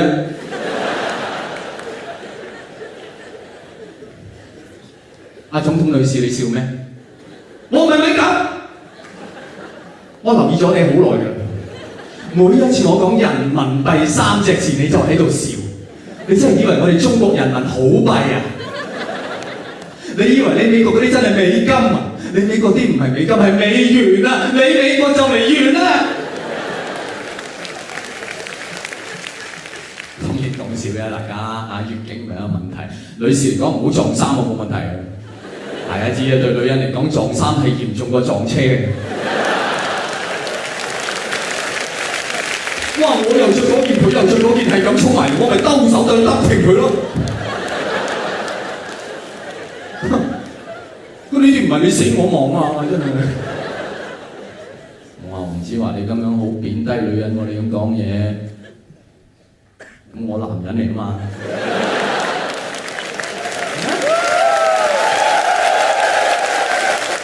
你睇到男士幾支持我啊？啲女人。呢啲就係明白陰謀論啦，係咪？符合我哋利益嘅，我哋就做。所以你明白陰謀論嘅説話，你看破一切，你睇穿一切，你冇煩惱嘅，你做人。當然有時候啲事情會比較崎嶇少少，譬如話娼妓應否合法化，有女人贊成嘅喎。點解啊？你識得陰謀論，好簡單，因為嗰個女人係娼妓咯。係咪？咁但係有男人反對娼妓合法化喎？點解啊？因為佢老婆想做娼妓啦。死刑應否合法化？根本唔贊成嗰啲唔使講啦，大家都知嗰啲一定係作奸犯科，身有屎啦。我認為唔贊成死刑嘅人應該判死刑。即係咩人係會咁冷血？咁不人道會贊成死刑啊？贊成嗰啲一定係做電椅㗎啦，嗰啲人喺發電廠啊啲啦，對佢哋嚟講最好就亂過馬路都判死刑。昂貴發電廠係認為夏天唔開冷氣都應該判死刑啊！夏天都唔開冷氣，佢哋都係想死啊！慳到幾蚊就想死啦，真係。同性戀結婚應否合法化？唔使講啦啩，贊成嗰班啊，嗰班啲背脊斷晒嗰班人，咪先？唔係喎，嗰個贊成嗰個肯定佢唔係斷背，嗰個阿陳啊嘛，佢開婚紗鋪啊嘛。你唔好話同性戀結婚啦，你同棵樹結婚佢都贊成㗎啦。林生你棵樹出咗呢件婚紗真係啊，呢棵松樹冇得頂嘅真係。你睇啲樹根幾收搶喎！各位，你認識陰謀論，可以幫你一生人慳翻好多精力，好多嘢你唔會再拗撬啊！你唔會再拗撬，因為拗嚟都多餘。你唔同利益立場，冇得拗嘥嘅事。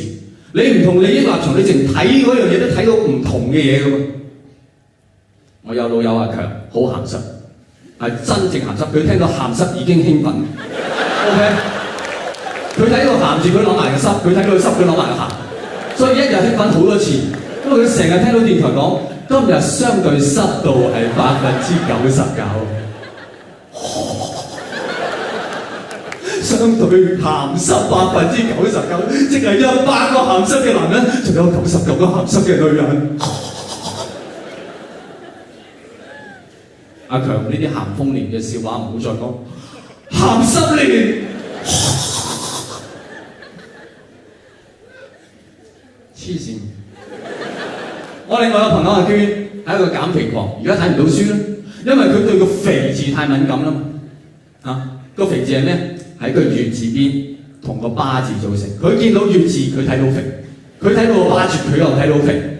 佢睇到脆弱兩個字佢會睇到肥弱，係咯，肥咪弱咯。爸爸佢係睇到肥肥。爸爸很脆弱，就係肥肥很肥弱。然後有一日，阿強同阿娟一齊睇《國家地理》雜誌，大鑊！佢哋睇到5隻字，你自己諗諗點樣翻譯？巴西很潮濕。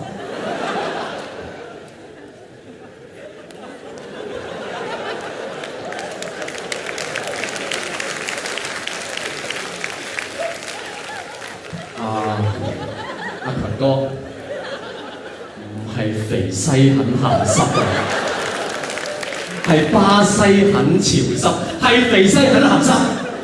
我同你賭1000蚊，叫阿健嚟做證。阿健係一個非常着重健康嘅人，佢一睇過5隻字，西瓜很去濕。你根本個心裏面你要唔同嘅嘢，你自然就睇到唔同嘅嘢㗎，各位。呢個世界有冇嘢係全人類嘅利益立場嘅一致？你睇到嗰樣嘢，一定係嗰樣啊，係冇拗撬嘅。好彩呢個年代我哋係有嘅，我哋有環保呢樣嘢，係咪？全人類都贊成環保，在座有冇人係唔贊成環保？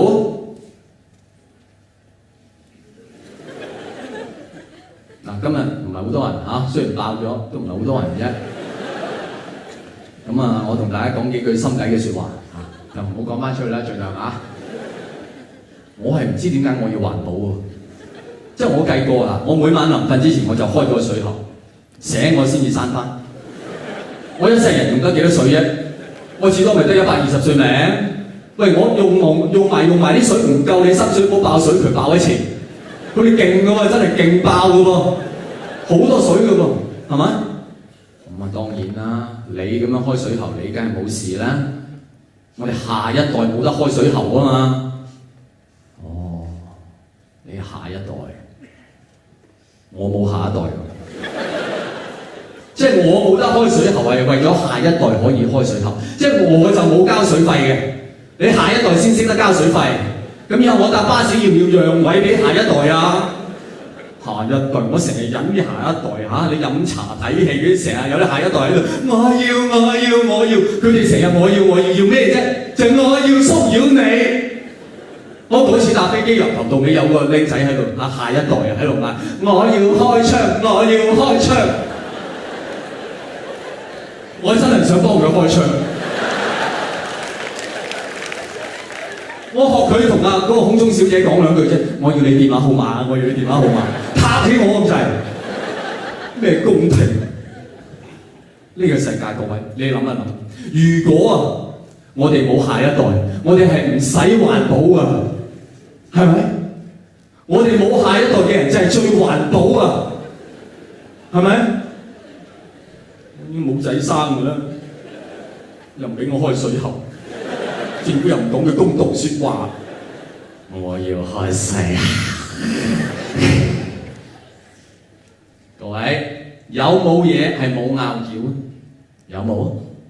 你諗唔諗到啊？冇。黃子華靚仔，好多人想嘔咁滯啦。多謝你啦，但係由你嘅角度睇，我係西瓜肯去濕㗎咁。多謝你，我希望更多啲人睇到呢樣嘢啦，係咪？係有嘅，各位係有嘅，冇愛任何人，全世界任何種族、階層、年紀都會贊成，冇愛係偉大嘅，係咪？係咯，細路仔都識唱，係咪？世上只有媽媽好，有媽的孩子像個寶。唔係啊，你覺唔覺得我成日一唱到呢度，我覺得呢句歌詞好鬼古怪。有媽媽嘅孩子就係寶，咁冇媽媽嘅孩子就係草啊！你明唔明白？冇愛其實無非就係啲有媽媽嘅人諗出嚟，歧視啲冇媽媽嘅人。你贊成係咪？呢個一定係孤兒啦。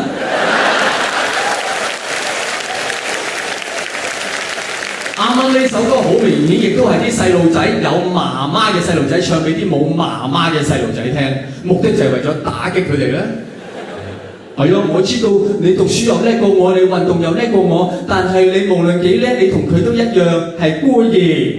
我不如唱首歌俾你聽啊！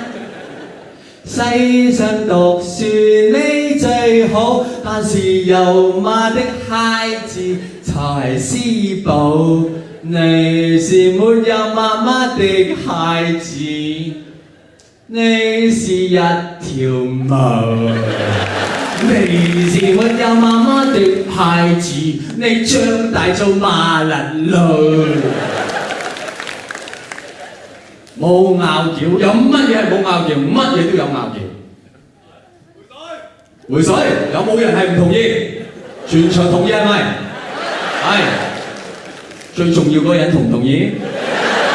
點會冇拗撬呢？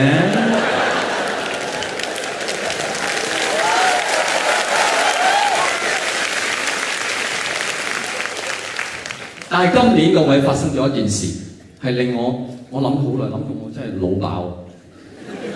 最勁啦，腦爆，冇得更勁啦，勁腦爆嘅。就係今年人類食物鏈嘅最頂層第二把交椅，全世界第2號最有錢嘅人物，畢菲特先生捐咗佢80%身家出嚟。佢80%身家即係幾多錢？380億美金，億美金。我好欣賞你英文嘅發音。380億美金咧，即係幾多錢咧？各位即係幾多錢？我計過。換翻做港紙就等於係咩咧？等於你中6合彩 ，OK？ 你每日中，一個禮拜中7日 ，OK？ 日日中，一年開365日，日日都係中開金德寶2000萬 ，OK？ 日日中，一個禮拜7日，一年中5萬，2個禮拜你要中40年，係一個大到你唔想要嘅彩金。係咪？我已經連續中咗12年啦，我未放過假啊！我想揾人入去斟隻特分，又要走翻出嚟攞錢。唔好放假，我講下笑啫。我一個禮拜放2日，我要中60年啦！真係啲筆數係大到你黐線㗎，係咪？捐咁多錢出嚟，嗰條友有咩陰謀？老爆！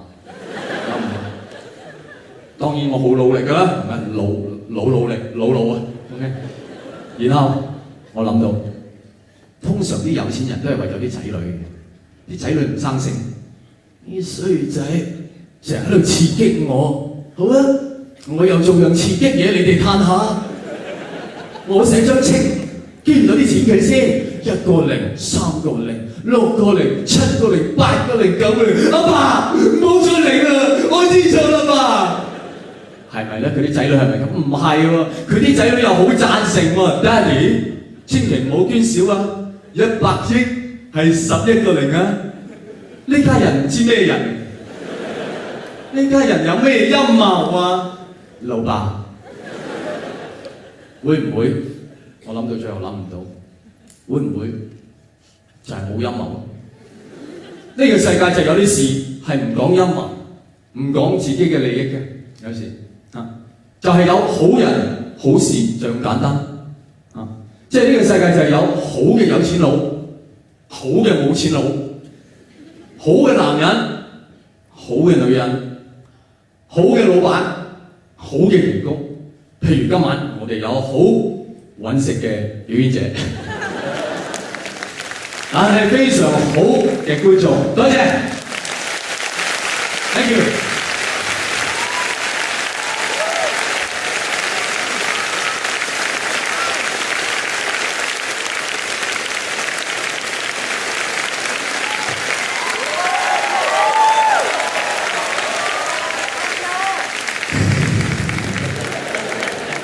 當然喺啲咁充滿鼓勵嘅掌聲之後，通常都有啲人仍然係不滿。呢啲朋友唔緊要啊，真係唔緊要，你唔好咁執着。點解你會覺得唔愉快？因為你抱住使錢嘅心情入嚟。冇，你抱住捐錢嘅心情。你今日入嚟就係做善事，你助養黃子華。而唔覺意又有棟篤笑睇喎。呢啲咪有好人有好報啦，係咪？以後你每一次你使錢，你都抱住捐錢嘅心態，你一世快樂。真係到咗最後，各位我恭祝大家都可以好似巴菲特咁樣，使極使唔晒，攞啲出嚟派，得閒做下好事。各位好心有好報 ，thank you，thank you，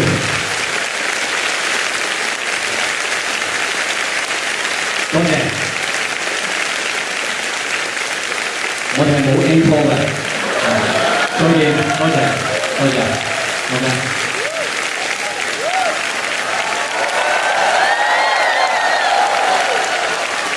靴姐落唔落台路咧？靴姐唔歡迎你啦，但係越落佢就越香，唔明白。但係我又真係冇乜嘢可以俾你哋啦，已經。多謝晒 ，thank you， 拜拜。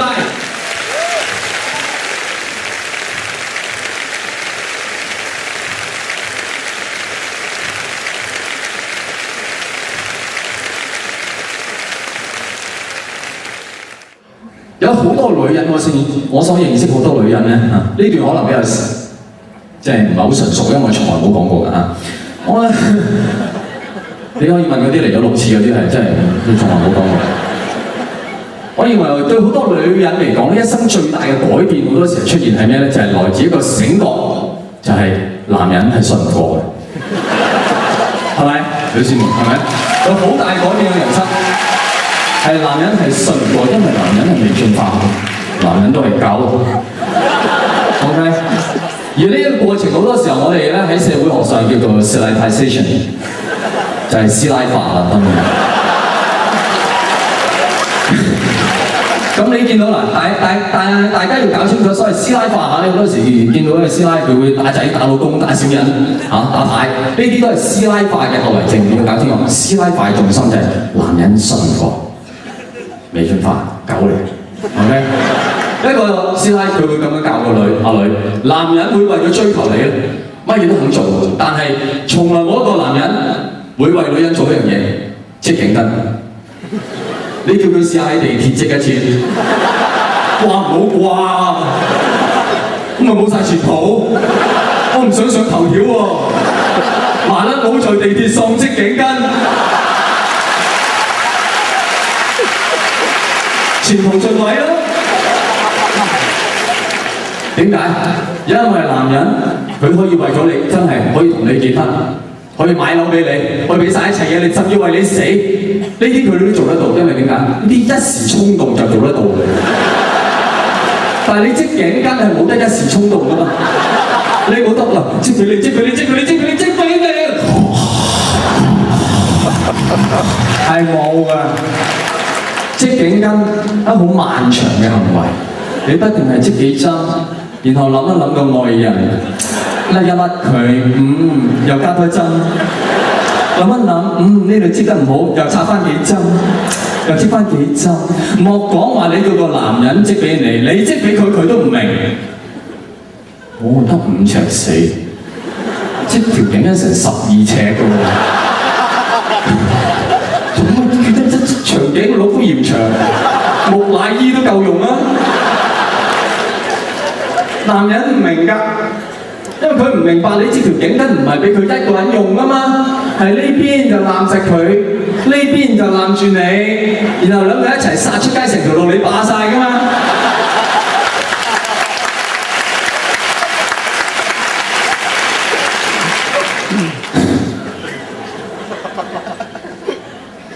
咁係咪咧？男人係咪真係狗？我個人有一個親身經歷，即係咁多場都未講過，我唔知你會有咩反應咁樣。我親身經歷有一次我就同我朋友行街，咁入咗一間鋪頭，我朋友想揀啲嘢，咁我啊好似我自己唔啱我嗰啲嘢，我咪坐埋一邊咯我咪坐喺度等佢咯。咁坐喺度等嘅時候咧，有一男一女咧就入嚟㗎，我諗嗰個都係師奶同男人入嚟啦。個男人一見到我咧就好興奮啦，哇黃生！哇！你點就咁坐喺度？你唔怕人認得你啊？唔知佢當我係強姦犯嚟嘅咩？我當時我哋呢行咧咁答氣，我哋最驚就係人哋唔認得我啫咁樣。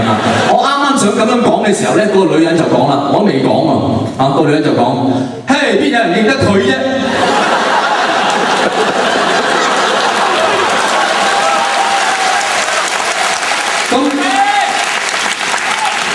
咁我已經唔識得點反應，個男人嗱嗱聲兜啦，嘿，你講笑咩？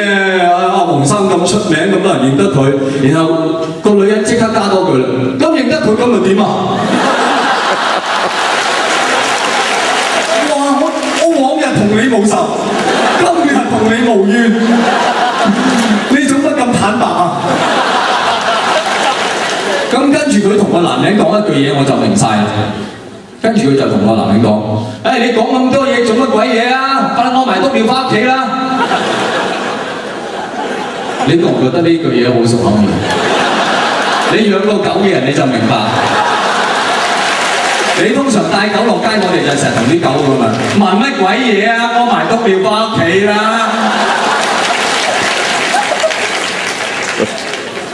佢係帶個男人落街屙尿啊！我唔知係咪淨係屙尿，因為佢另外隻手咧係揸住份報紙嘅。根本佢當佢個男人係狗，係男人都係狗，好明顯。咁我都係狗啊！你棟篤笑咪即係多嘴狗咯？出街人戴口罩。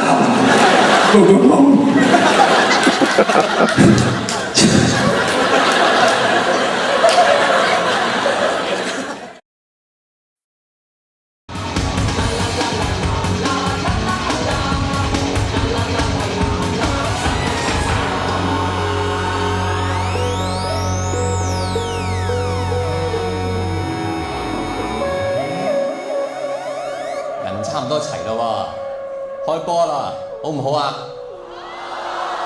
喂，揾人應一聲好唔好？好唔好啊？